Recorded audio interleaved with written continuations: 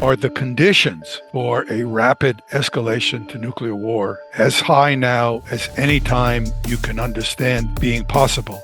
I would say yes. The chairman of the Joint Chiefs, his job is not to lie to the American people. If you were an intelligence analyst and you looked at this, you'd say, that cannot be right.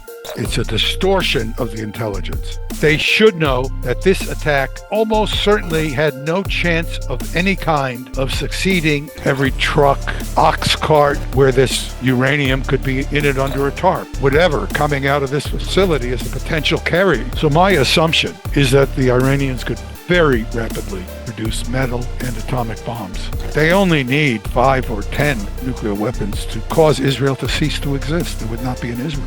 I see these people taking us to a terrible consequence of a nuclear war that not only spread to the Middle East, but also to the entire globe. And this is not something that we should be doing. World War III is already happening. This is a house of cards, and it is in the process of collapsing right now. You're going to see an economic crash, the likes of which we've never seen. Hi folks, Canadian Prepper here. Today on the channel, we're joined by Dr. Ted Postol, a physicist and one of the foremost experts on missile defense and nuclear weapons policy, a professor emeritus at MIT. Dr. Postol holds a PhD in physics and previously served as a scientific advisor to the Chief of Naval Operations at the Pentagon. His critical analyses of U.S. missile defense systems have influenced both policy and public debate, and his government service includes contributions to arms control and strategic stability assessments. So I know that you've talked at length about your criticisms of the assessment, the initial Pentagon assessment of the success of the strike on the Fordow facility in Iran. So we hope that you can give us a bit of a breakdown with the problems that you have with that damage assessment and why you think, whether or not your opinion has changed since the initial media dissemination. And then I hope to ask you some more broader questions about the general state of nuclear deterrence in the world and what the myriad of risk factors are. But welcome to the channel. It's very nice to be here. You have to excuse me. I'm leafing through some papers so I can find slides if we need them. That's what I would expect the scientist to do. Right. So. Obviously, for people who are unfamiliar with your work, you take issue with the assessment of what happened at Fordow. Now, obviously when Trump basically reported within, a couple hours of the strike, possibly even within an hour of the strike, that it had been a success, obviously this set off some alarm bells for me, because I'm thinking to myself, how could they possibly have known that? What are your... Well, the answer is they didn't. Mm-hmm. So there's no way they could have known. In fact, the Iranians who were on site could have not known, because they evacuated the shelter, and they, I think properly so. Even though I think the shelter was probably designed well enough, probably. I don't know for a fact, but let me just back up a bit. And the shelter at Fordow was the United States discovered it in, I think it was 2009. We saw it under construction. Almost certainly the construction was started earlier than that. And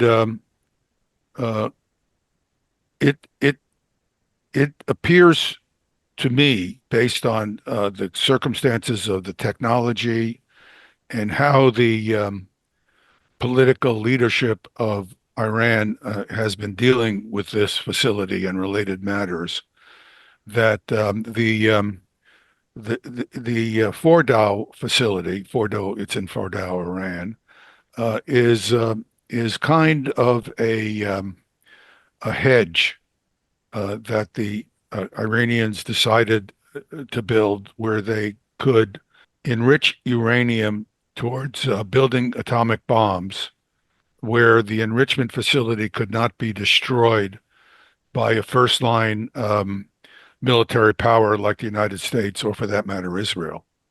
I would say that the way that the Iranians have managed this from a political point of view, so I'm not talking politics, I'm technology here.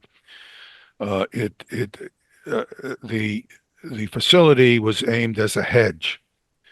What they basically were trying to do was to put themselves in a position to very rapidly get uranium that's enriched to 90%, which would be bomb grade uranium, without actually crossing the line.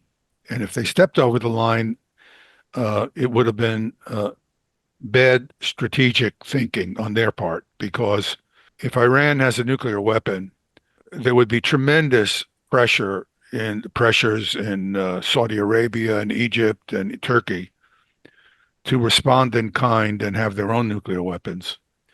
And given the current environment in that neighborhood, that would be adverse to the security circumstances of all of those states. In other words, all of those states should, if they're thinking strategically, want to not have nuclear weapons, but of course not to be in a situation where they're threatened by one or another of these states by nuclear weapons.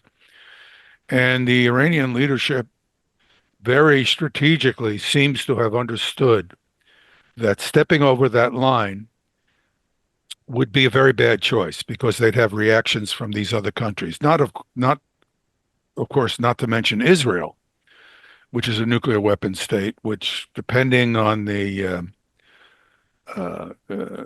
guesses people make about the state of Israel's nuclear program, they could have anywhere from 80 or 90 to even a couple of hundred nuclear weapons. But wouldn't, Even if, sorry to interrupt you, I go often ahead, hear please, this. please interrupt me. Go ahead. Yeah, I often hear this argument that that might be a deterring factor from Iran getting nuclear weapons is the Saudis gaining possession, or Turkey. But wouldn't the risk from their point of view of Israel having nuclear weapons and Saudi being a American ally would presumably be under some kind of, tentative nuclear umbrella anyways? Wouldn't the risk of, potential nuclear threat from Israel override any possible risk of these other countries possessing nuclear weapons? Well, I think the threat from Israel has got to be the dominant concern for Iranian leadership, and certainly their most recent experience uh, certainly indicates that if that was their dominant concern, it was right. And of course, they would have also had a dominant concern that the United States would support Israel, because the United States has, I'm speaking as an American citizen now, has a mindless policy of supporting Israel, even though Israel has behaved recklessly in this part of the world and has very much increased the chances of regional war in that area by its behavior. Now, in terms of the construction of this facility, what do we actually know about these blueprints, these ventilation shafts? What is the accuracy of the blueprints and the layouts that you think the Pentagon has? Like, do you think they knew all of the inner workings of this facility? And I often hear people talking about the depth of this facility as 90 meters. Yes. Can you shed some light on that? Because Grossi was saying that there's parts of this facility that are like 500 meters because it's under the mountain. Now, they're talking about this ventilation shaft, like what kind of depths are we talking? Like, can you give our audience a bit of a sense of how this Well, works? Like, I is can it only 90 guess. meters Sure, below I can. the Why prominence, don't we or? talk about the facility? Can you? Yeah. This is a chart that was shown at a briefing. I think it was probably Tuesday this week, after after the United States made this sneak attack. Iran was in negotiations with the United States.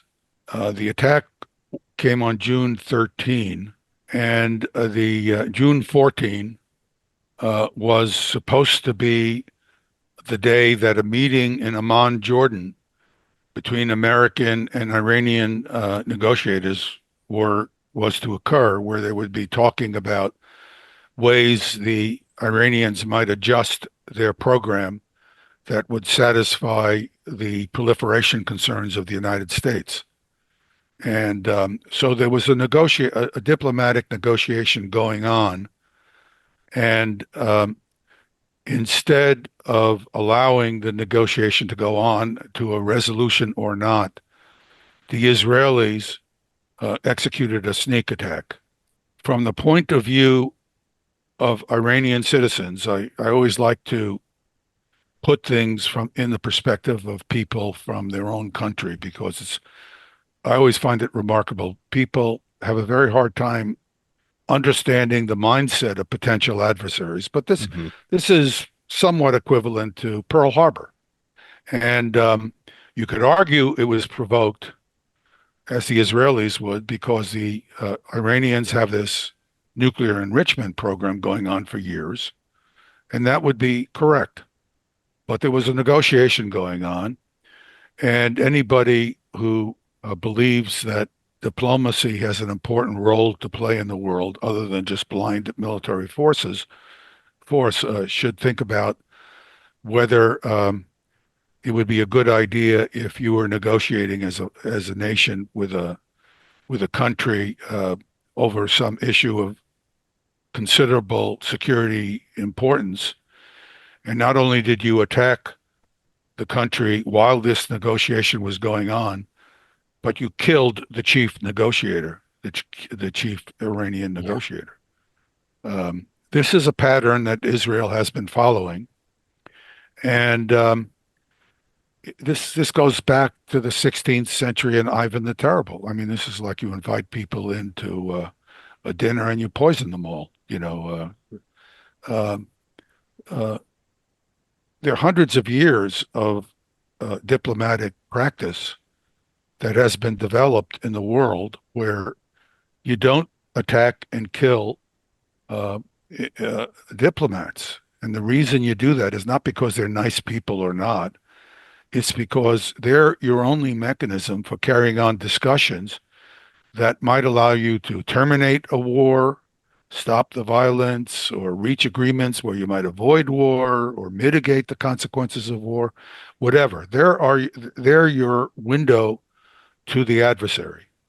You don't have to like them. You don't have to, think they're great people.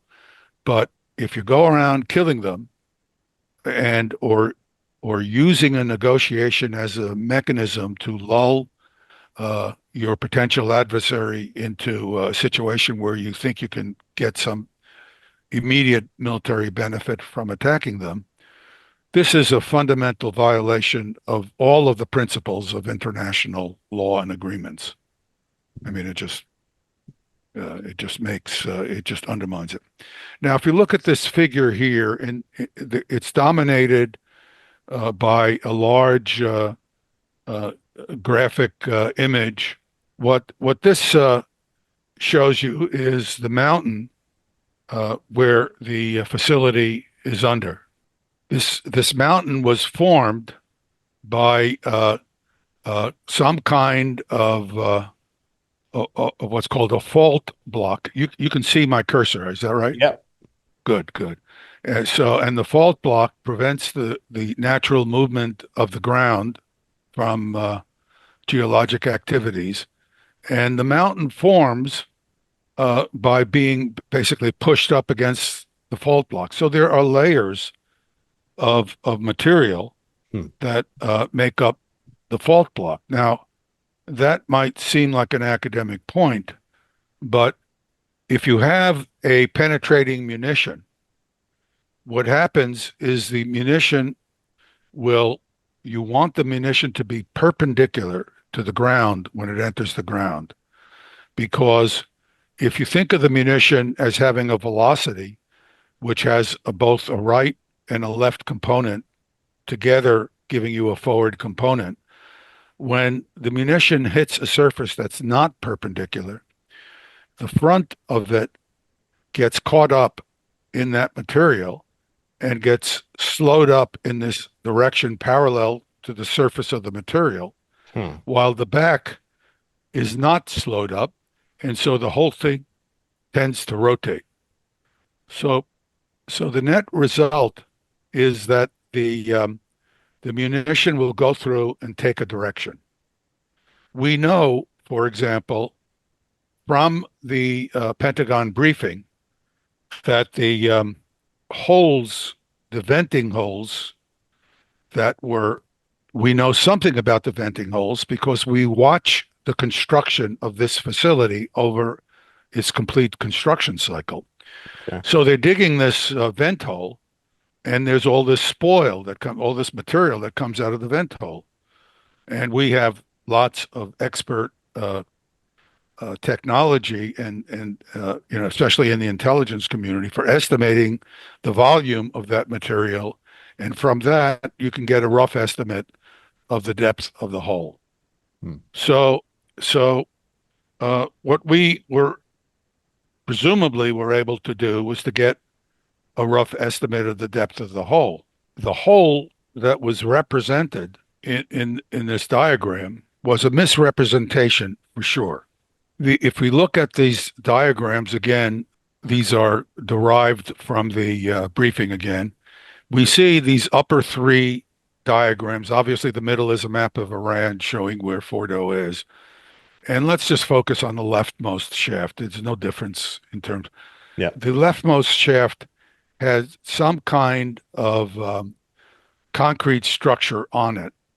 And apparently it was observed prior to the construction, prior to the attack, that the Iranians were adding to that structure. Now, I can tell you for sure, not because I know anything, all right? I want to be clear. This is based on knowledge of engineering practice and the assumption that the Iranians know what they're doing. You cannot make assumptions other than that if you look at their program. This is a sophisticated technical country. It does not have the level of technical achievement that the most advanced technical countries have, but it certainly has people, individuals who are at the top of their professional capabilities, and in an advanced state would certainly be respected as top line engineers. So we're not talking about a bunch of monkeys, not at all. But note that the shaft in the middle, they almost certainly determined that the other two shafts did not go to a full distance down, just from the spoil. And but there was a central shaft that went down. There are elbows in these shafts. Note. Now, Is there the no assumption, elbow in the central shaft? not in the central shaft. We don't know. This diagram does not depict an elbow in the central shaft. That would make a big difference if there was, right? Well, you are preempting me, and that's good. Okay. Because because in fact, if you look at here's the portals, if you make an informed guess about what these shafts look like, the shaft, this is just a diagram projected. This is what the diagram used in the Pentagon briefing would mislead you into believing. Mm-hmm. I want to underscore this is a misleading thing.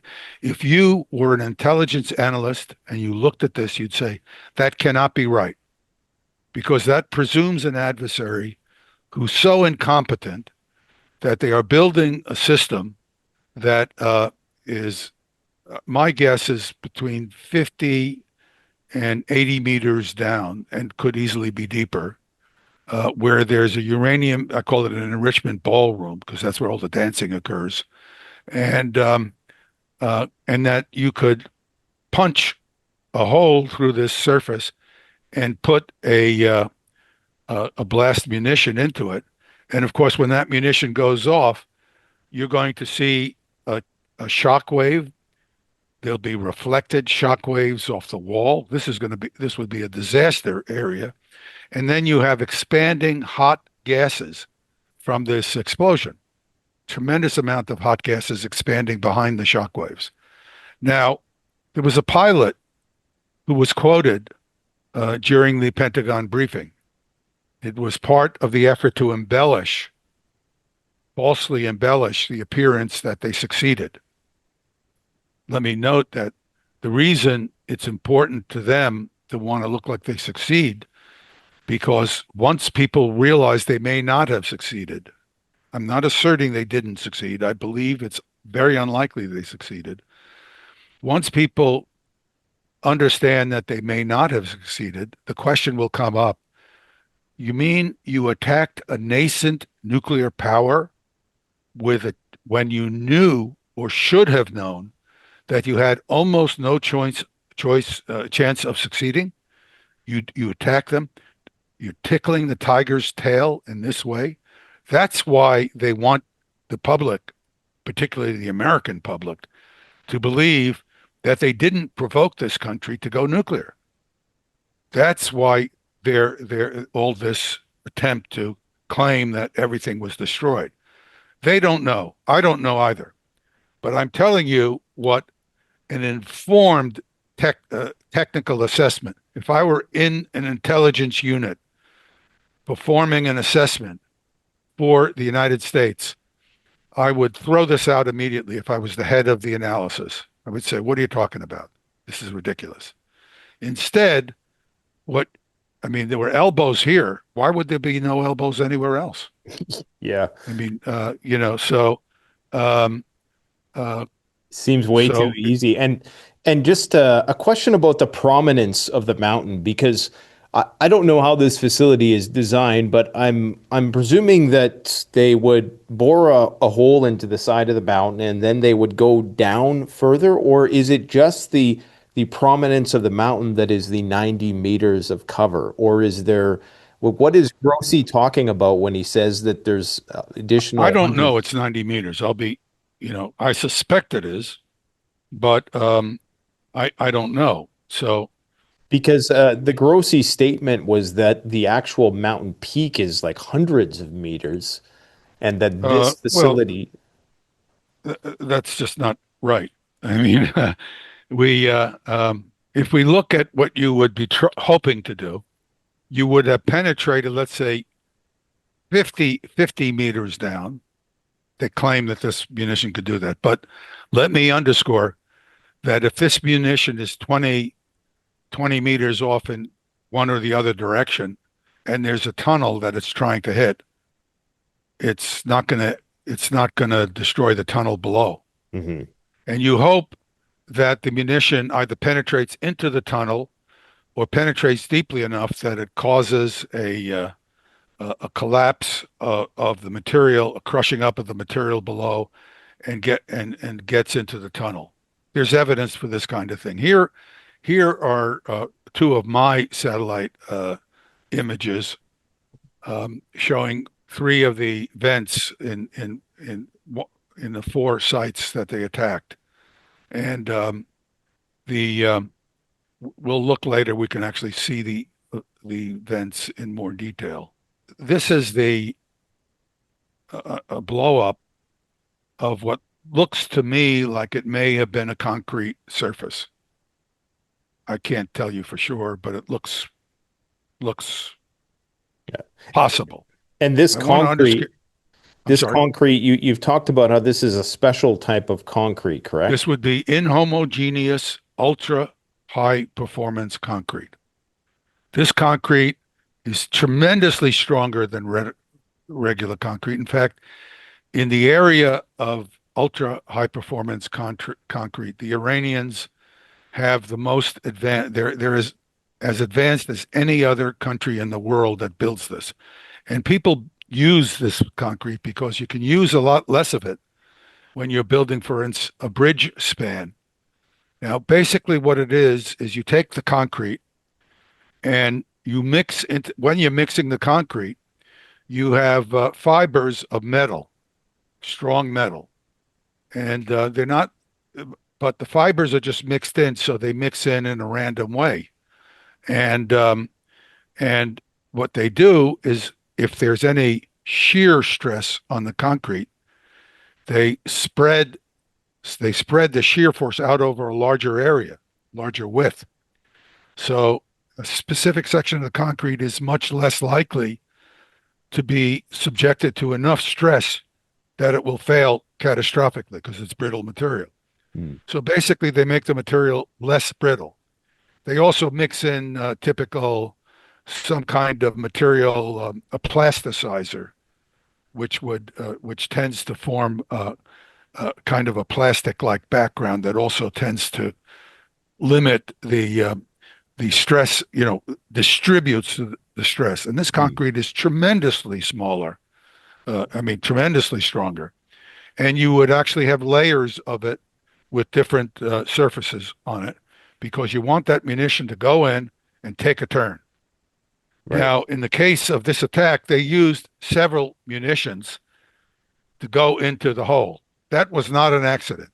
That indicates that somebody in the military planning understood that this concrete was almost certainly inhomogeneous, ultra high performance concrete. People understood that. So now, if you understand that, you understand you have an adversary who knows it's important to do this and knows how to do it, why would you assume that the adversary doesn't put an elbow at the bottom of the shaft? They put elbows at two of the shafts. So it, it, um, it's a distortion of the intelligence, which we see a lot of. Now, if you look here at this particular picture, what I've done, you see here, this is 54 meters Okay. from Yeah. the beginning of this tunnel. In other words, if the tunnel goes in and it's parallel to the ground, this level of land is 50 meters above the ground, 150 feet. If this is deceptive, it's really very the ground level here doesn't change dramatically. This is all from geological data that is available from Google Earth. So I've just Hmm. put this in here. Now, if I assume a 5% grade from the tunnel to a chamber, I add another 25 meters, but it could easily be 50 meters. So it could easily be 100 meters down. This tunnel could do a big circle and then down and at a very modest 5-degree grade, gone 700 meters down to a chamber rather than 500 meters, and it could have descended 50 meters down, with a very modest grade, giving you well over 100 meters then, which is your 300 feet. Unfortunately, and I say this unfortunately, the International Atomic Energy Agency has been providing information to the U.S. intelligence community. Now, that is a problem because what it tells you, if you want to be monitored by the International Atomic Energy Agency, which is an international agency, is that the United States will be given sensitive information about the vulnerability of your facilities if you allow the International Atomic Energy Agency to monitor your facilities. Part of the Iranian political strategy has been to make their program transparent, to allow it to be monitored. Now, this again is an indicator of the political strategy of the Iranian leadership. Again, I have no insight. I know nothing about Iran. I have friends who are Iranian, but I really know nothing about Iran. Hmm. But but what it tells you is that an intelligent engineer who wants to make this facility really hard to reach can easily go about digging tunnels that could easily be 300 feet down. But I 300 don't know this. meters? 300 meters or feet? Well, I'd say 100 meters. They could go deeper if they spiral down more, but Okay. you could have a chamber where things go deeper, where you have sections of it deeper. That's Hmm. easily done if that's an objective.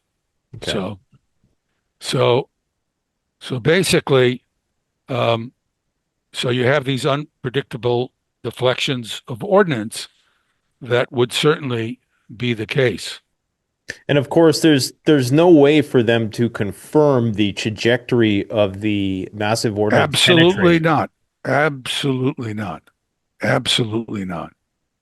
Like there's no kind of tracking system that could tell them where it ended up Well, or if it stayed there on. is a possibility, and I have written to Senator Tim Kaine about this, and I hope he will. One of the problems we have is the intelligence community has a long history of lying to the Congress in the United States. This is one of the very serious problems that I, as an American citizen, am extremely concerned about. We also have a problem of the political leadership using the intelligence community as a vehicle to lie to the American public. What we saw in this briefing on Tuesday was one lie after another. It was a briefing designed to be misleading. So, no intelligence analyst who I was in charge, if I was leading and I could lead an intelligence review, I have the background to do it, and I've worked with the intelligence people. No analyst could get away with publishing a diagram like this one I'm circling here. I'd say you cannot do this. You can put it in as a possibility, but then you can say we are dealing with an adversary who is very capable. And this possibility essentially doesn't exist because a capable adversary would not do this, but would actually build this here. Right. That makes And perfect sense. I mean, absolutely, and especially if, I've seen some of the tunnels that are designed by Hamas and Hezbollah, of and if course. they're that sophisticated, then to think that these tunnels wouldn't just have a right angle to attenuate the blast is kind of silly. Of course, because you're building this facility at enormous effort underground. This is, it's easier to build something on the surface or slightly. So why would you knowingly design it so it had this kind of vulnerability? This is not a Star Wars Death Star that's designed by an idiot so that you can, you just go up the shaft and destroy the Death Star. Right. No, no, no, no proper military designer. Look at medieval castles. If you look at a medieval castle, the worst thing that can happen to you as a person who is attacking the castle is to get through that front gate because you're going to find yourself in a chamber where the crossfire that the adversary engineers have set up is going to kill you like it's crazy. It's going to be a Yeah. kill zone like you've never seen before. You know, engineers who do this, who build military fortifications have been around a long time and they're smart. And Hmm. there's a lot of history of this. So what I don't know what they built down there, but what they almost certainly have are blast baffles that would reflect the shock backward, and maybe pressure relief cavity, so the blast is first slowed down, and then you fill a cavity with it, and then you have more blast protection, and then you would have a movable blast protection door or set of them. In other words, I'm in the facility. Uh, it's built so it can resist attack, and I have a control room, and the control room allows me to flip a switch and put a door, roll a door into place that will contain the blast. Uh, I had a wonderful vacation trip to Turkey, and I visited a site where I'm forgetting its name, unfortunately, where the population there had built underground tunnels to protect themselves from invaders. And one of the things you saw in the underground tunnels were blast or not blast doors, but doors to protect themselves from the invaders coming into the tunnels to attack them. And what they did is the doors would shut and the invader couldn't get in. They were never successfully overrun. They were overrun, but never successfully killed. And now, if somebody a couple of thousand years ago was smart enough to build a tunnel to protect themselves and build a door into it, why wouldn't the descendants of those people also Yeah. be smart enough to do it? It's just ridiculous. So what you would instead see if you attack this tunnel is you would see a blast wave coming out. What would happen is the explosion would, all its gases would not go into the chamber, but would come out. And Yeah. these gases would be highly luminous and they would come back up the shaft. Now, there was a pilot involved in the attack who was quoted during the Pentagon briefing the next day. And the pilot described a fireball that lit up the sky and lit up everything when they attacked. And he was Well, quoted by Trump and numerous other officials. right. Well, I think it's very, I don't know.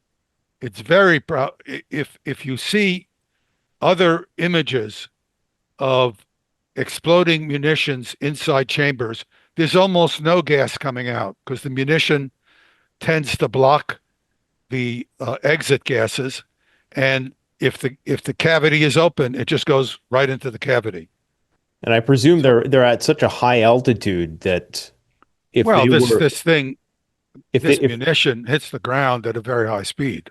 but Here's like here's a slide what I was from. saying though is just to sorry to interrupt you, but these stealth bombers are flying at such a high altitude that for him to say that the light was that bright must mean Oh, it was a big explosion. the letter I wrote to Senator Tim Kaine because he's been raising questions about being lied to.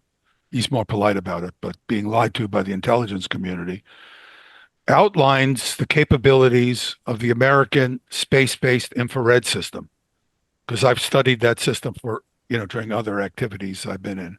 Hmm. And that fireball is easily seen from space Wow. at 36,000 kilometers. The United States has in hand now a satellite system that can see the fireball.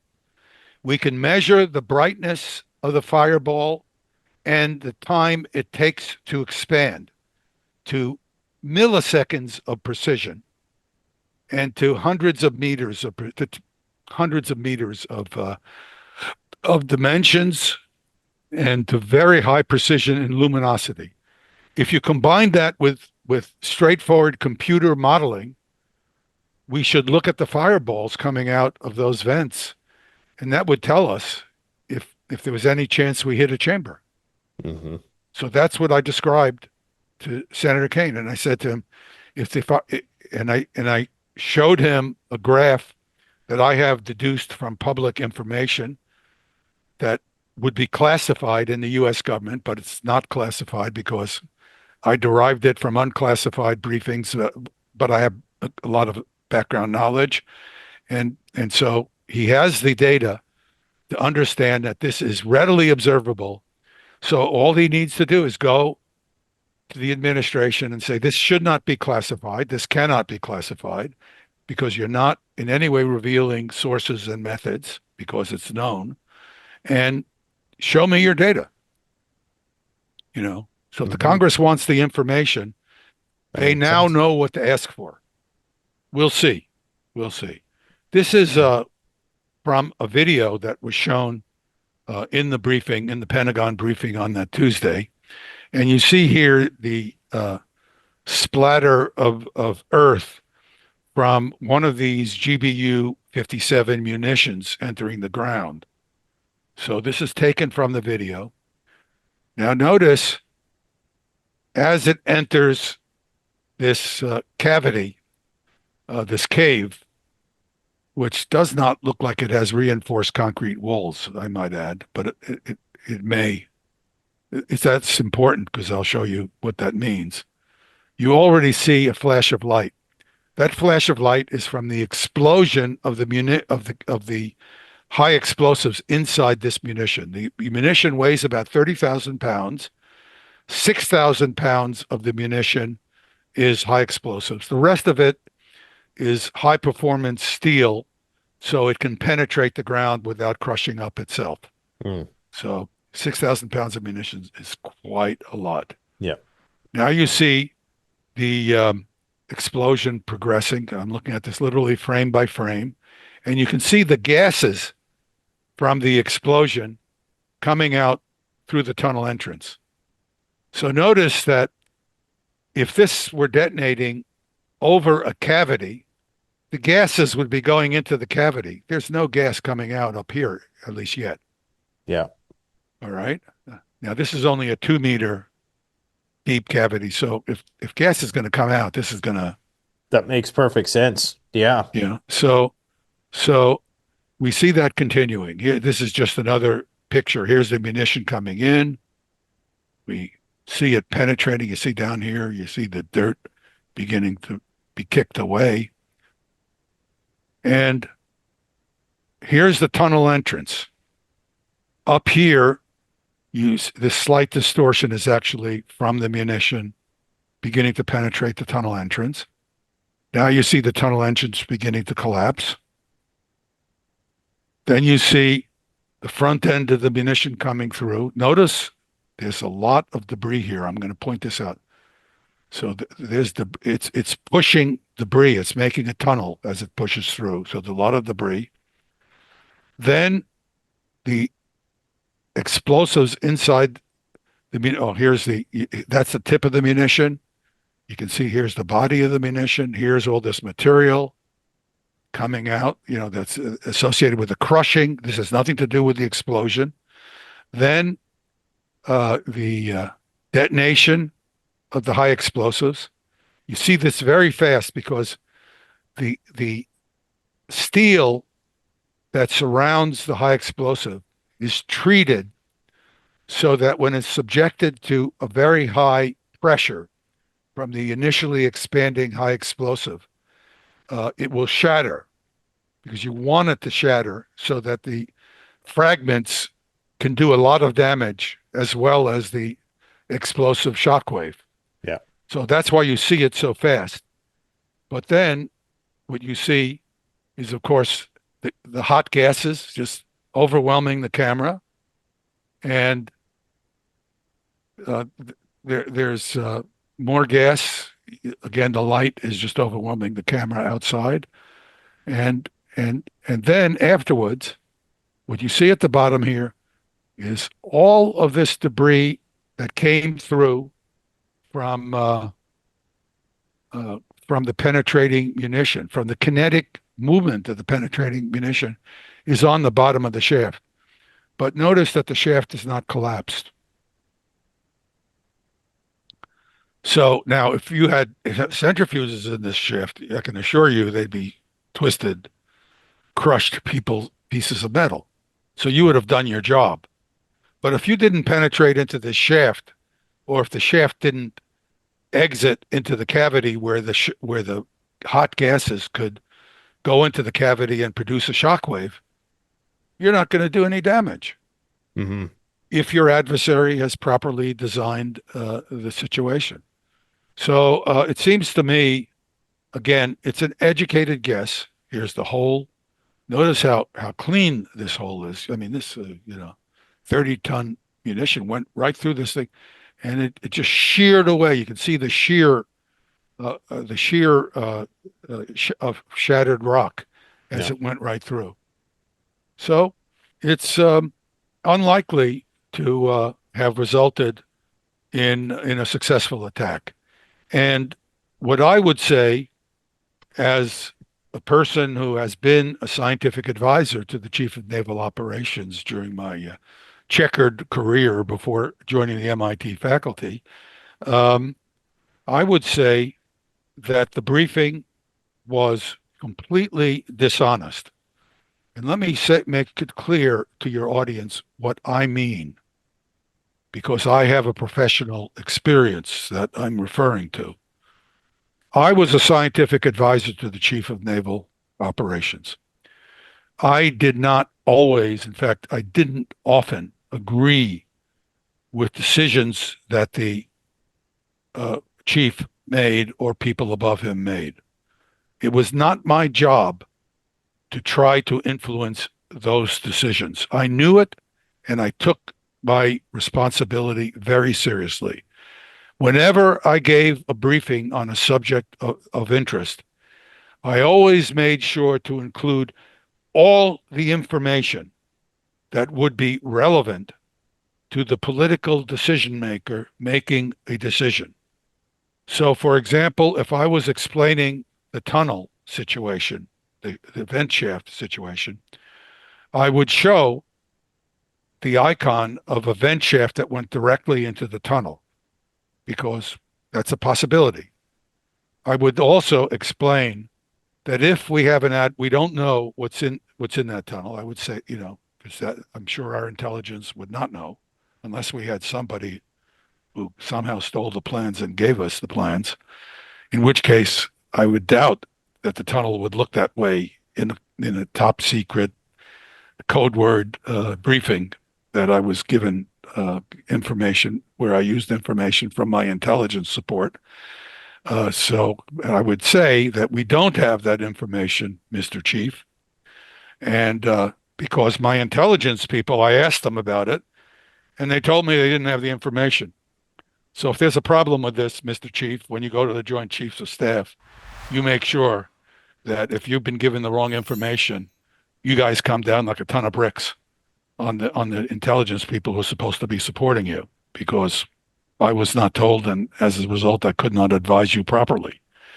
And I would say a properly designed shaft would look like this, and I would have shown the blast baffles, the cavities designed to reduce the blast.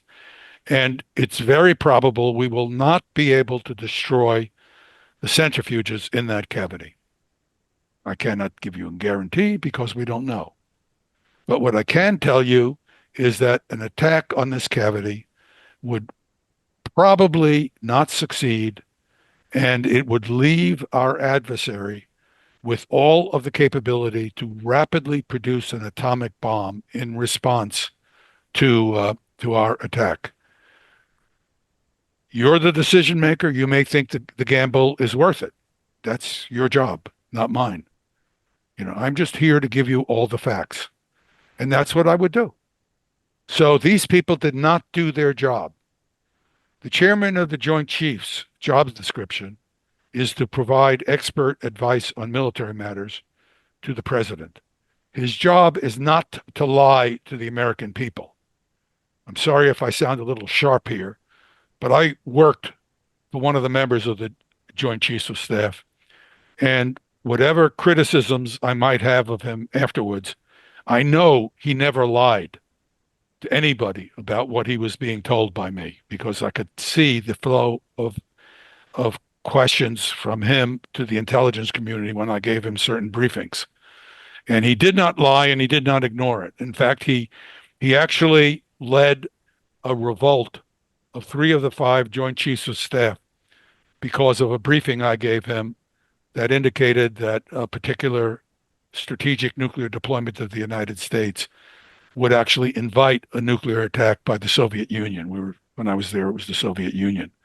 And he did his duty as a military officer to warn the president of this vulnerability.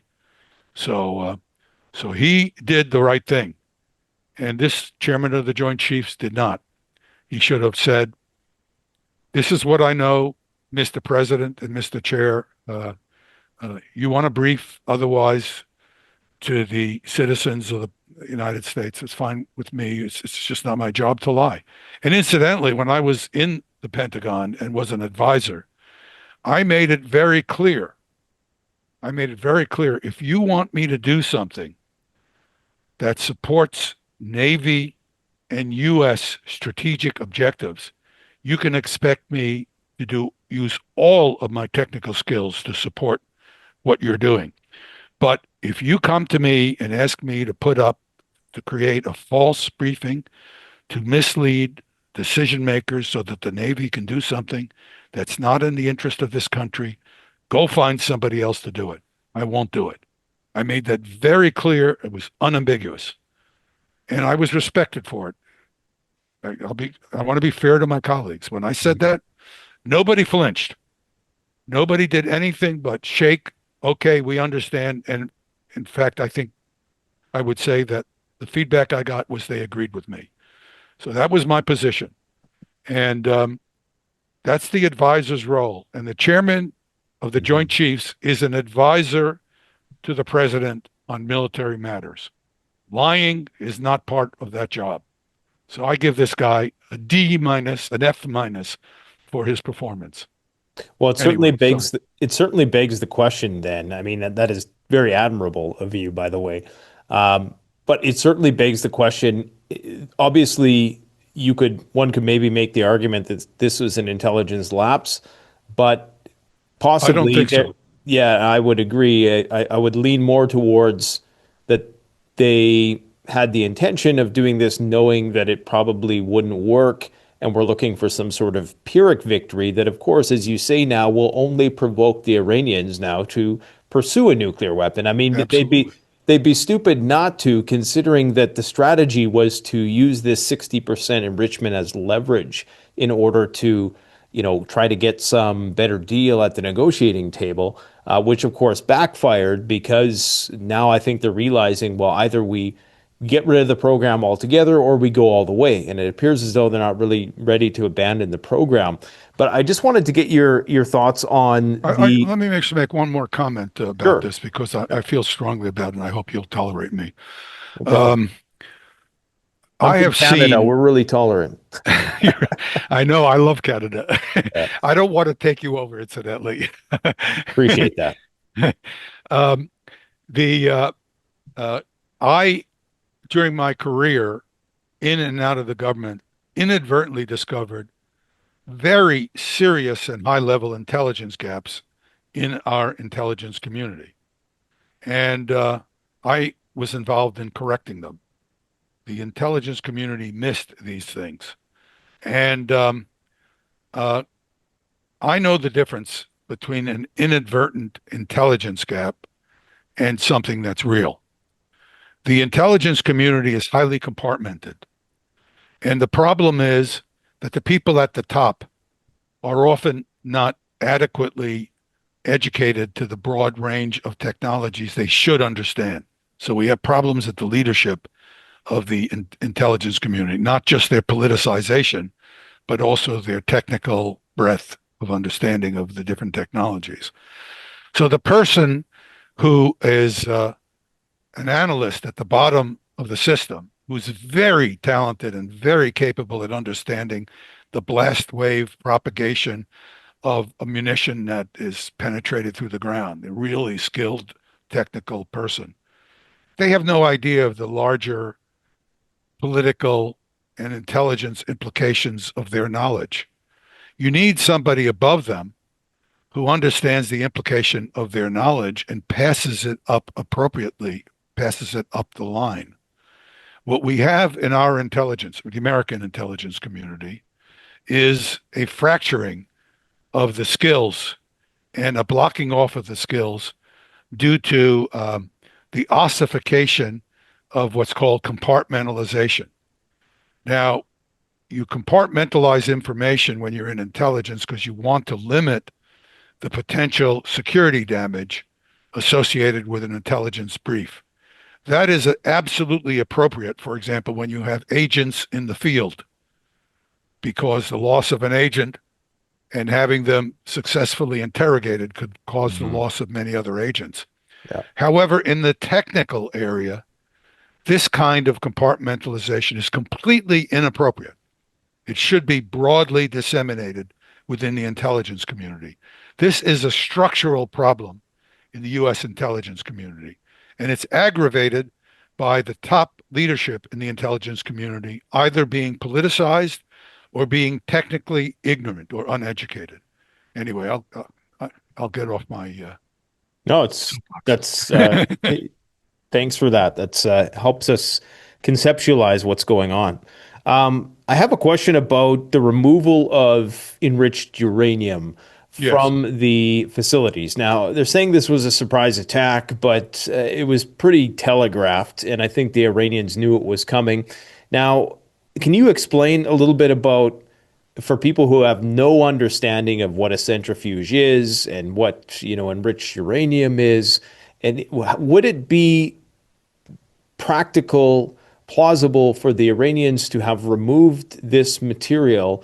And how long would that take? What would that extraction from the centrifuge look like? And how much material are we talking about here? The important thing to understand here is that uh, uranium is converted into a solid material called uranium hexafluoride. Okay. Let's not worry. You take uranium ore and you expose it to hydrogen fluoride gas. Let's not worry. I can put together something on this if people are seriously interested. Let's not worry about it. What the uranium hexafluoride looks like is a powder, a white powder. As long as it's below about 60, 65 degrees Celsius. So that's like 150 degrees, 160 degrees Fahrenheit. So as long as it's below that temperature, it's going to be this white powder. If it's above that temperature, it's going to form a liquid and it's going to have a lot of vapor above it. So because you can't guarantee that the temperature is not going to be above 160 degrees Fahrenheit, it's transported typically in specialized drums. Here's an example of a specialized. This is a very large drum. This is a 15-ton drum. There are 3-ton drums as well, but this is again just shows you. Oh yeah. And just to give you a sense, this is a standard. This is a 15-ton uranium hexafluoride container. So it's actually this is a 3-ton. I made some arithmetic error. I'm not great at arithmetic, even though I can do mathematics. It's really, really heavy stuff. Yeah. So this would be about 3 tons. Yeah. But if you only needed to put half a ton of uranium hexafluoride into this thing, it could look something like this. Right. So it could fit in a car, is what you're saying. Right. This is my Prius, and you can put it. So if I had 90% enriched, about half a ton of 90% enriched uranium, I could put it in my compact Prius car. What the Iranians have is about 60%, have about 400 kilograms of 60% enriched uranium hexafluoride.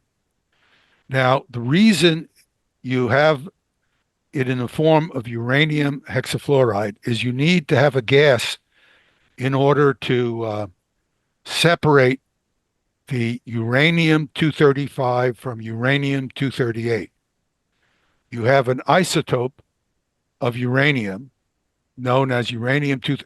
It's uranium that has a fewer number of neutrons than natural uranium. Uranium-238 is the most abundant isotope of uranium. So uranium-235 is 0.7% present in uranium, in natural uranium.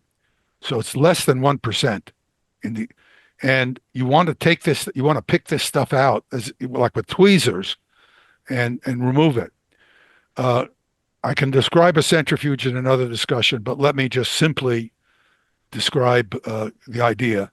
The idea is I have maybe an 8-inch or 9-inch cylinder, and I spin it at tremendous speed, and I have a low density of uranium hexafluoride gas in it.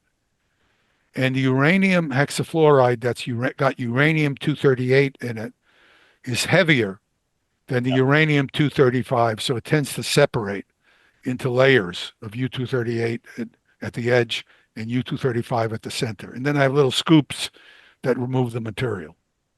Let's leave it.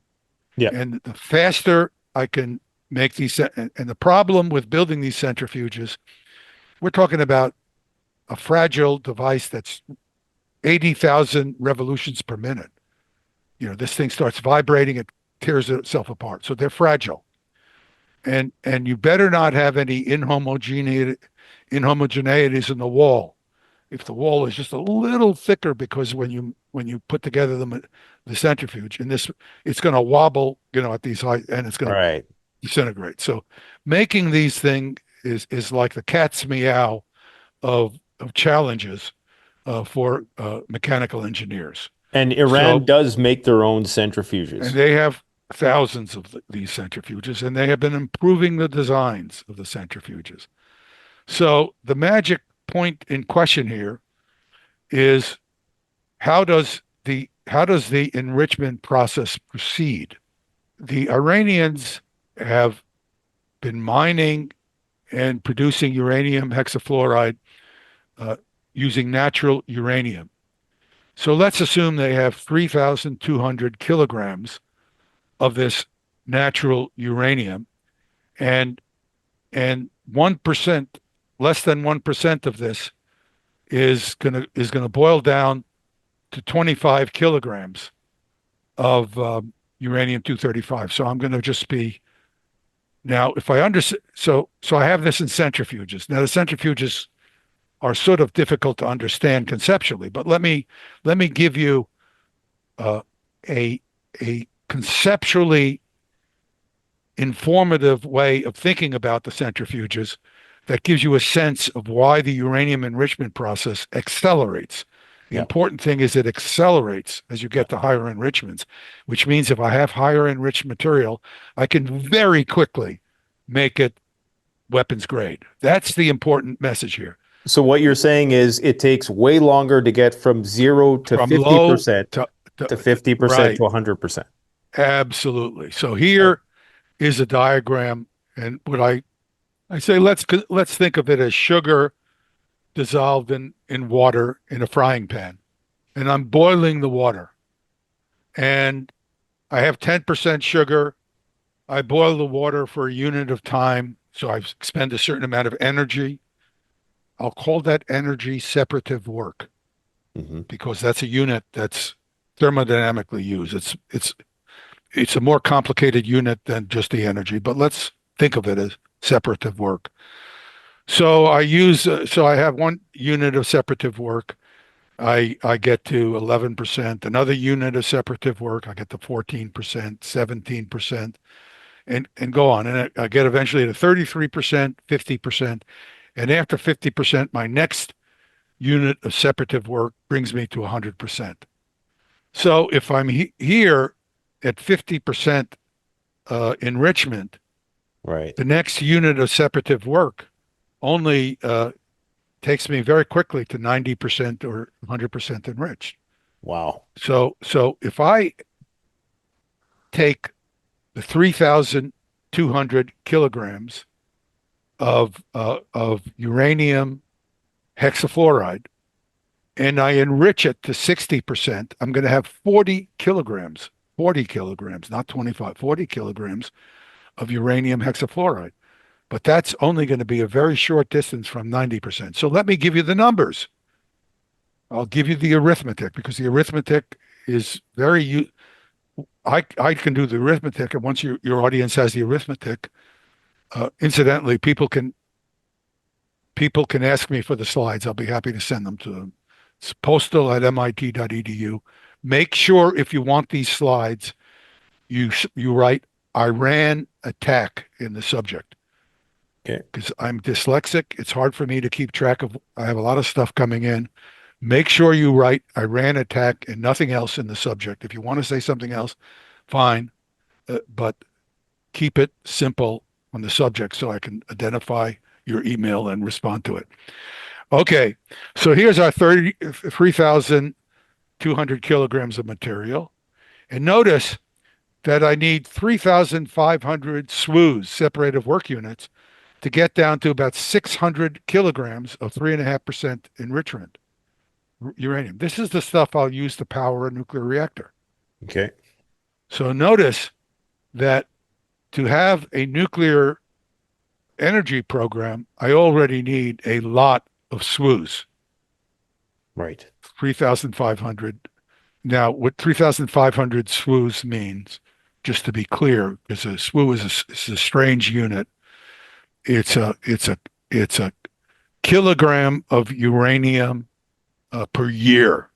All right. So that means if I have 3,500 SWUs of frying pan heating capability, it will take me a year to, if I have a cascade of these centrifuges, to produce 645 kilograms of material that I can use in my nuclear reactor.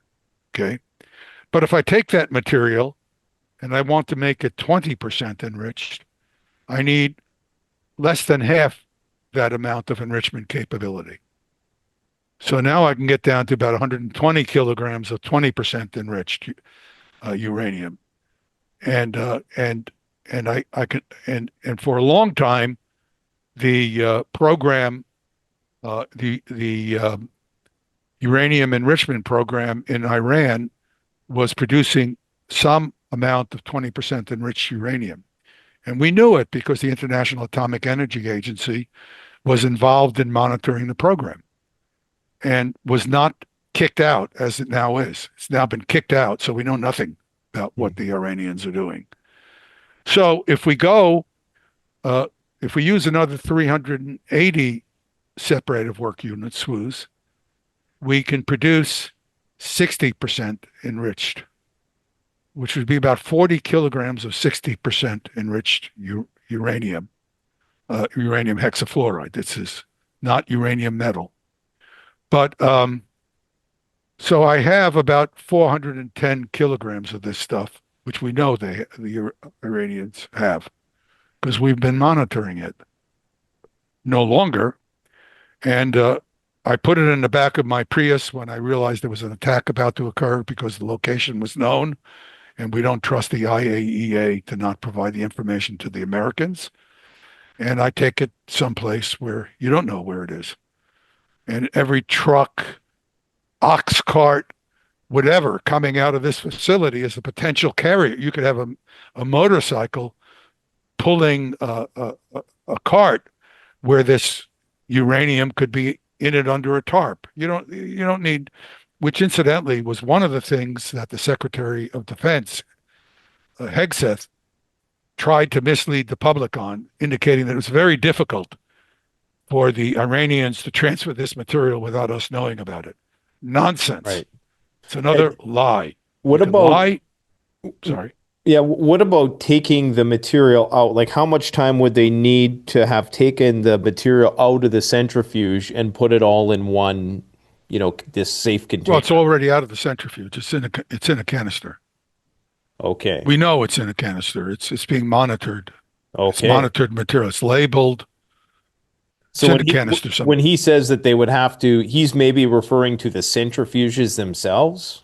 Well, if you have 400 kilograms of this stuff, the question would be, how many separative work units would you need to rapidly produce 90% enriched for weapons? That's the question that should be discussed. You need 120.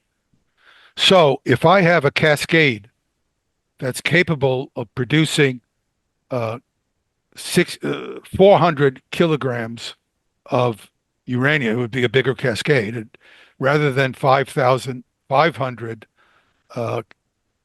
separative work units, I would have to have 55,000 separative work units. And if I use those 55,000 separative work units every year to produce, if I had the ability to produce 400 kilograms, and let's say I destroyed 90% of the uranium centrifuges. So now I'm only left with 5,500 separative work units. I've destroyed 9 out of 10 cascades. Mm-hmm. It's a smaller percentage than that, but so I could take that one surviving cascade and dedicate it separative work units. I only need 120 separative work units. It takes 1 year to get 3,200. So I use that to get 120 over 5,500. It's about a week. Yeah. So if I've destroyed 95% of the separative work capability at Fordow, which I doubt occurred, I could take this 400 kilograms of uranium, which is in these cans that I move with my Prius, and in 10 weeks I could have 10 bombs. Well, I remember I wouldn't there call was that a success. I remember one of the scientists that I think was assassinated was saying that they could, utilizing the Fordow centrifuges, could make a bomb in a day. Because I believe that. you're talking about these Because if they had all the 55,000. centrifuges up and running, it would be very fast. Right. So this is the rhythm. Nobody in the public discuss. I've been watching the public. I was very dissatisfied with the public discussion because I didn't think an intelligent audience was being properly informed. You just have people making these statements, probably because they don't do the arithmetic themselves or they're unable to. So I put together these two figures, which notice are 86 and 87 in the slides. I could send anybody who wants it, including political leadership in Canada if they want to be better informed. And just put it in arithmetic terms so it's not magic. All right. That's what I'm trying to do here. I'm trying to make it real. So Yeah, the no, next this step, is excellent. I'm sorry. No, go ahead. So the next step is to turn it into uranium metal because you have uranium hexafluoride and the molecular weight of uranium hexafluoride is about 1.5 that of uranium metal. So when I get 25 kilograms of uranium hexafluoride, I'm really only getting about, let's say, 18 or 19 kilograms of uranium metal. So if 25 kilograms is what I need for a bomb, which is not necessarily true, then I need to maybe have 40 kilograms of uranium hexafluoride, which I boil down, of 60. Well, I need about 60 or 70 kilograms, which I boil down to a bomb of 25 kilograms. But I don't necessarily need 25 kilograms because if my technology for building a bomb requires, if I know how to build what's called a tamper to reflect neutrons from the imploding bomb back into the uranium, and I can compress the uranium, I need a much smaller amount of uranium than 25 kilograms. 25 kilograms is for an explosive bomb, is a compromise that was settled on by the International Atomic Energy Agency for purposes of bookkeeping. It's a compromise. 20 kilograms could well give you a nuclear bomb. So that's another unknown dealing with the Iranians. Now, they are a very sophisticated country. The idea that they cannot build a high performance implosive uranium bomb is very unlikely. So we're talking about potentially 10 or more bombs from And the zero. what would the yield of those bombs be in tonnage? I'd say 15 or 20 kilogram, 15 or 20 kilotons. Right. That's enough to destroy a city out to a range of about 2 kilometers, 2.5 kilometers.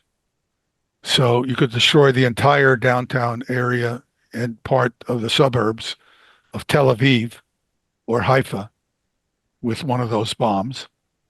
And if you are Iran, Israel is a small country. If the Israelis come at you with their nuclear weapons, they have a lot of them. And if they want to destroy Iran, a horrifying thought, by the way, but if they want to destroy Iran, they're going to need tens or more of nuclear weapons because they're going to have to hit all these different targets if they're talking about nuclear attacks. But if the Iranians choose to respond and they have nuclear weapons, they only need 5 or 10 nuclear weapons to cause Israel to cease to exist. There would not be an Israel. You couldn't destroy that much of a country and have it be a functioning state.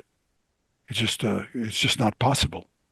And we brought a gigantic industrial state to its knees at Hiroshima and Nagasaki with just 2 bombs. Of course, it was being heavily bombed by conventional means. It was already defeated, but the destruction you could do with these conventional atomic bombs is astounding. People are too preoccupied with the idea of advanced thermonuclear weapons. When you look at the situation in the Middle East between Iran and Israel, atomic bombs are more than enough. Thank you. I mean, you don't need thermonuclear weapons. So, So I think what the Israelis, the disservice done by the Israeli political leadership to the Israeli public. I should point out that I have a lot of friends, and I'm not a friend of the government, but I have friends in Israel. Uh, the disservice to the Israeli people done by Netanyahu is hard to believe. I mean, it's just hard to believe. And the disservice done to the American people by Trump is also hard to believe. These people knowingly attacked a nuclear nascent, a nascent nuclear weapon state that has been trying to just indicate that they have the capability to build nuclear weapons, but are not interested in crossing the threshold, creating a giant incentive for them to cross the threshold. They still may not cross the threshold. I hope they won't. But I would not want to be in the room debating in front of the Ayatollah whether or not we, the Iranians, should proceed to build a nuclear weapon, because the other people in the room would be saying, well, Dr. Postol, do you think we would have been attacked the way the Israelis attacked us if we had nuclear weapons and they knew it? And that would be a powerful argument that I would have to argue against, which I would try to, but I think it would not be a comfortable situation. it And seems the like Ayatollah would have people in the public. I mean, I have heard descriptions. I've tried to listen to people who are involved with Iran, because I don't understand the culture at all. So, but I have heard statements made by people who are Iranian that there were crowds out screaming, "Let's get a nuclear weapon."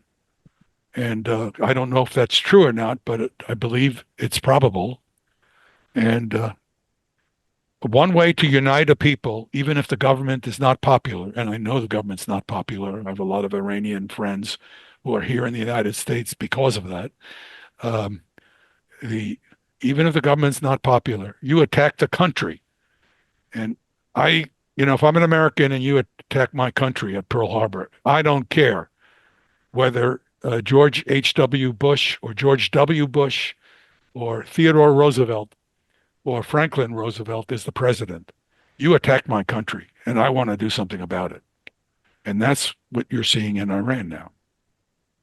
yeah, and it seems like they're going to continue to kind of court this international diplomatic effort in an attempt to minimize concerns that they might be working on something. But like you're saying, from a militaristic point of view, it only makes sense to pursue a nuclear weapon now that you have very little faith in these international organizations like the Well, I wouldn't go. IAEA, and even respecting this so-called religious edict, fatwa against nuclear weapons, or being party to the nuclear non-proliferation treaty. It's very likely that you would continue, at least officially, adhering to these guidelines, but it's very likely you would probably want to pursue a nuclear weapon in the shadows and then make it known at some point, either through a nuclear test or some sort of demonstration to indicate that you do have this capability. Because clearly the Iranians, whatever they have tried, has not deterred the West from these aggressive acts. So what could they possibly do at this point to have deterrence? It seems like the facade is, if we're taking the Pentagon at their word, that they truly believe that these nuclear facilities were destroyed, and now the Iranians are 1 to 2 years away from a bomb. Well, that's kind of a good thing, but I suspect that there's a bit of a facade there, and that things are going to ramp up again. What are your thoughts on that perspective?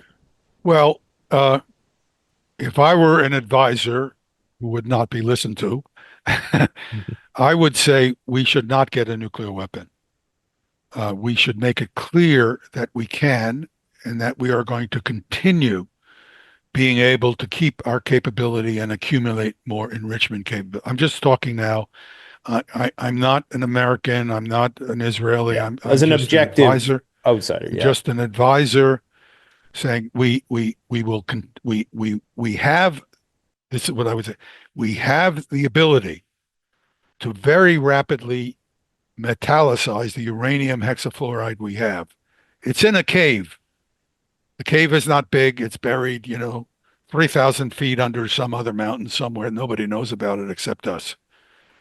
I have another briefing I'm working on now showing how small a facility you would need to take the available 60%, not 60% enriched uranium hexafluoride, produce 90% enriched uranium hexafluoride, and then make it into metallic uranium and then fabricate bombs. It would not be a big facility.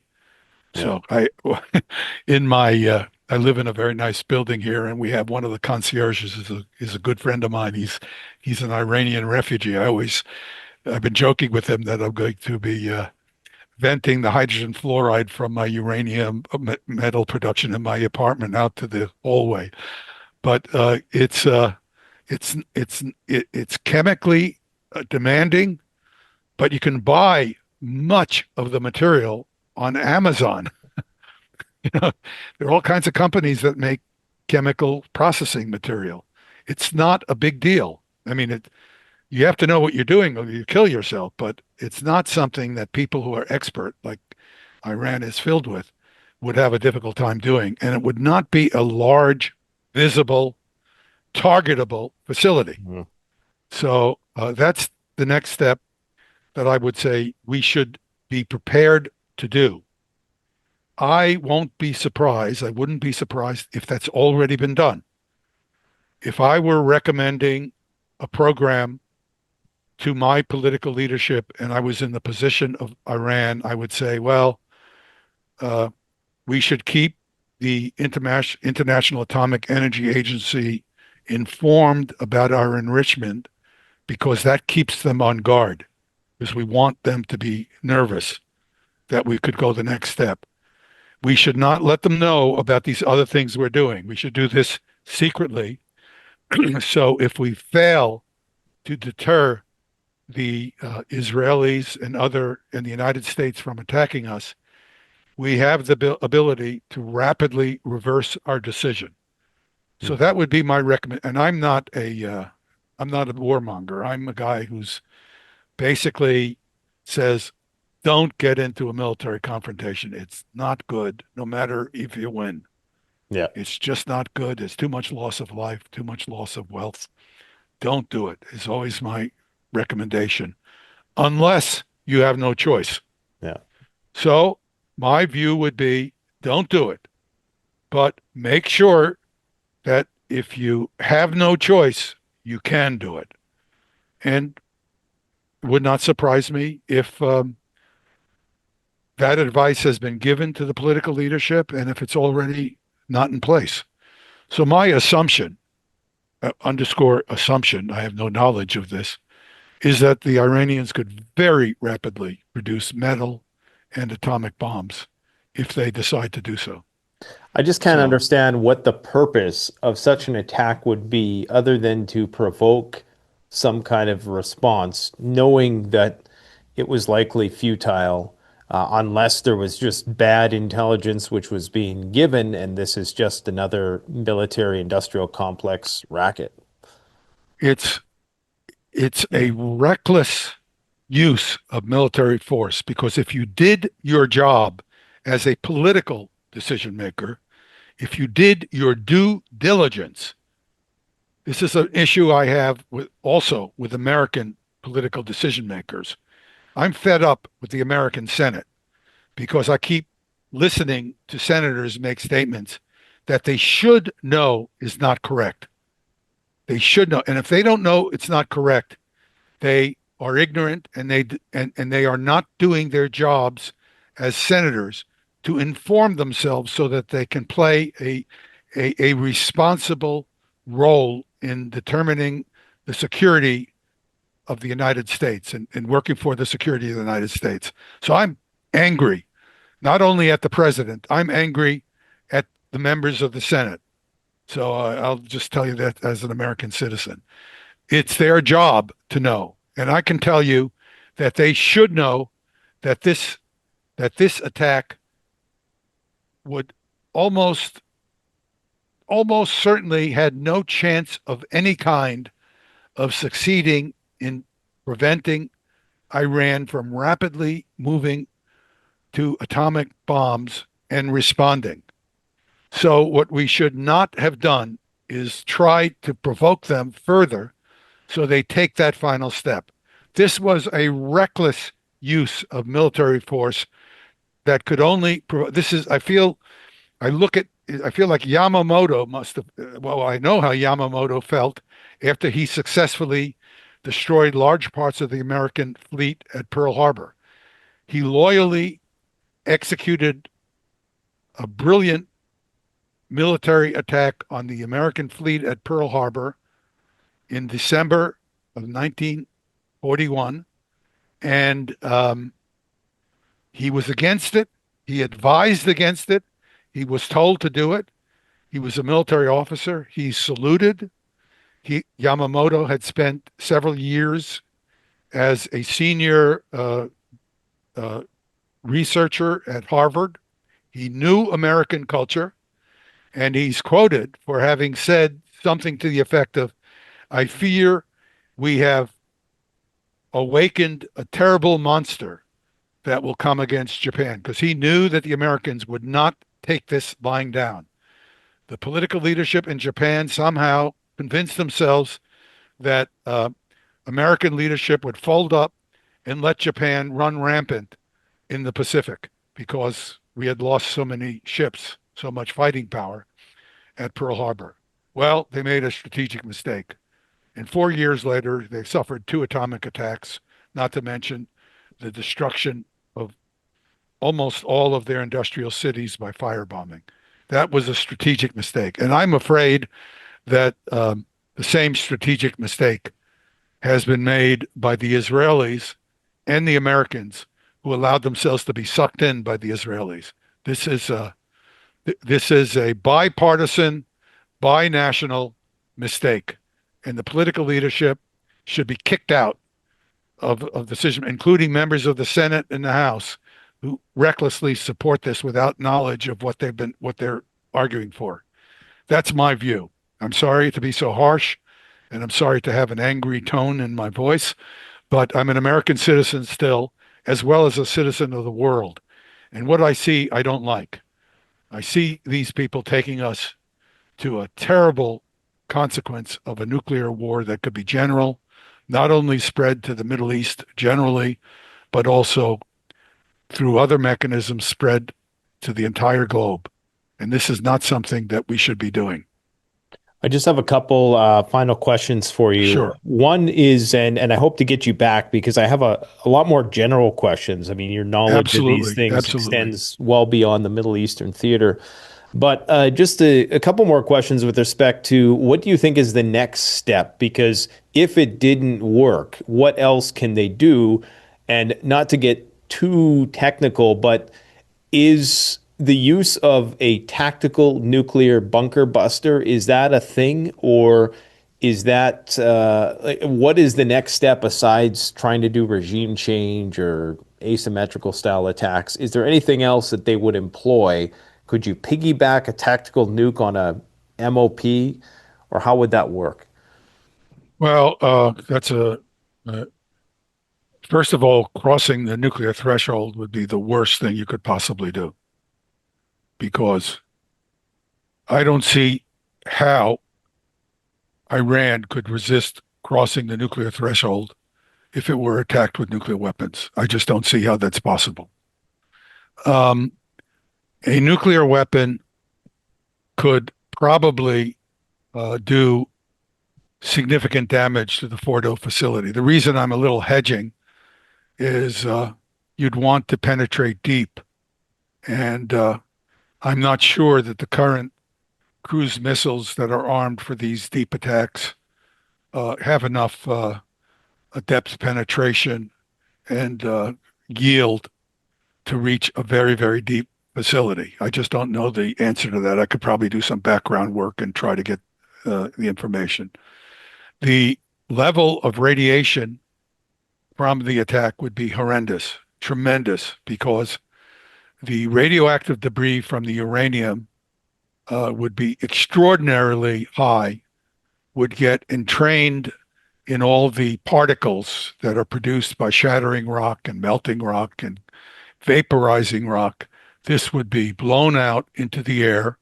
There'd be no way to contain the nuclear debris cloud, and it would create intense radioactive environments downwind for many tens of miles, and in some cases you could go further. It's a be kill all kinds of people in the. So it would not in any way be a constrained attack, and you'd have to use them on all four shifts.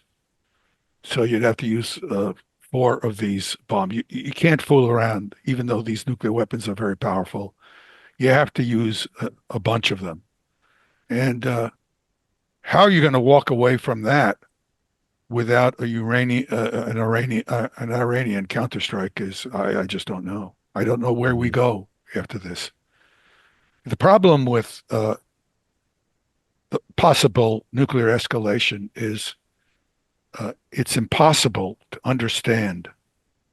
The paths are so numerous to an inadvertent escalation to nuclear war. It's hard to believe. I have a major part of my research career has been is an interest in paths to nuclear escalation, because that's been my main concern, really a dominant concern in my research work.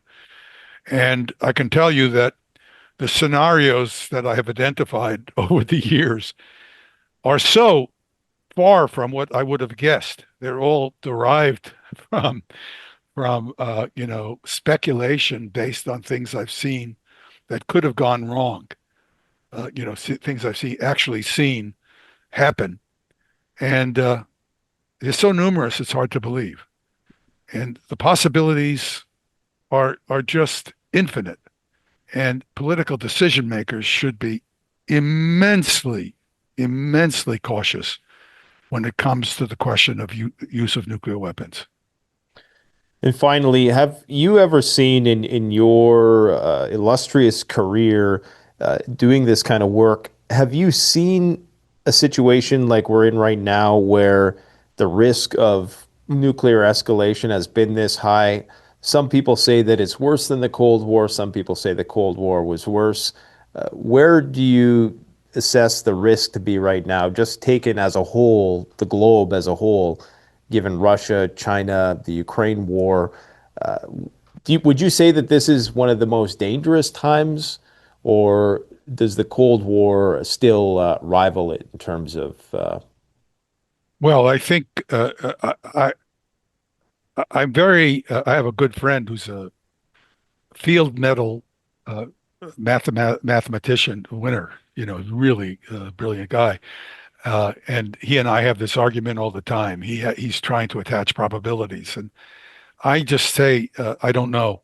I don't know. If you ask me, are the conditions for a rapid escalation to nuclear war as high now as any time you can understand being possible? I would say yes. But it's also been high at other times. For example, I was extremely worried during the early part of the Russo-Ukrainian war that the Russians might use a very small nuclear weapon that would then escalate into a chain reaction of general nuclear war. I was very worried about that. I was extremely worried that this nutcase Zelensky would somehow get a hold of a nuclear weapon. He actually attacked Russian strategic nuclear forces in a drone attack that occurred a little while back. Yep, Spiderweb. That could appropriately, if the Russians followed their nuclear doctrine, could appropriately justify nuclear attacks on Ukraine, the UK, and the United States because Russian strategic policy says that if our nuclear forces are attacked by a non-nuclear weapon state that is supported by a nuclear weapon state, the non-nuclear weapon state is a legitimate target, and the nuclear weapon states that are aiding it are a legitimate target. So MI6 was clearly involved in helping the Ukrainians execute this attack. They're in the British crazy, the CIA nuts, that the version of the British nuts. These people are out of control. The political leadership has not brought them under control, and we have a situation where it would have been perfectly legitimate in terms of policy to have justified an attack on all three of those countries that Russia could have justified. Now, Putin, who is constantly falsely described as a Hitler, is a strategic thinker of extraordinary proportions. Fortunately, I don't say it because I'm an admirer of Mr. Putin. I'm just talking about his. I would not want to run against him in an election. He'd murder me. Right. So I'm not. Yep, I'm not there's that. talking about Yep. him like he's Mr. Good Guy. But Mhm. but if I talk about his ability as a strategic thinker, it's superb. It's better than almost anything I have ever seen. Metternich, Bismarck, he's the cat's meow in this area. And he knows that he does not want, that he wants to protect Russia. That's his high priority. And he knows that if he attacks Ukraine with nuclear weapons, and certainly the United States and UK with nuclear weapons, the end will result in the destruction of Russia. So he chose not to do something, and he chose another path, and which is going to be the complete destruction of Ukraine by conventional forces. So that's another story. But if we want to talk about coming to the edge of nuclear catastrophe, global nuclear catastrophe, we can just look at event after event after event. Thank God that when this Ukrainian attack occurred on Russian strategic nuclear bombers, that Joe Biden was not the premier of Russia or someone like him. God help us all. We would have had a nuclear war. Thank goodness it was Putin, and he showed restraint and strategic vision. So, Okay. but it doesn't mean I'm in Yep. it's No, I think you time made for your. us to understand our adversaries. Yeah.